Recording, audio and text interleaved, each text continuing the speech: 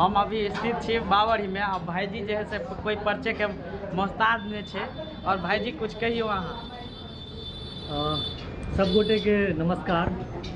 अभय जी के पेज के जिते भी श्रोता सब छी, दर्शक सब छी, सब गोटे के हमरा दोनों तरफ से बहुत बहुत धन्यवाद जे अहाँ सब हमरो प्यार करे छी और हिनको प्यार करे छी।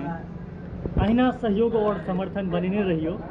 और आवे वाला समय में अभय जी बहुत नीक काज कर रहल छथि और इहो आगा बढ़ता। भगवती से हमहूँ कामना करे छियनि जे हिनकर जे छै से वीडियो सब खूब वायरल होइन, खूब आगा बढ़त, खूब तरक्की करत और अपना दुनू के जे छै से मित्रता अहिना बनल रहे, अहिना मधुर संबंध रहे। कहियो मिलिए तो एक दूसर के हाल चाल जनैत रहिए।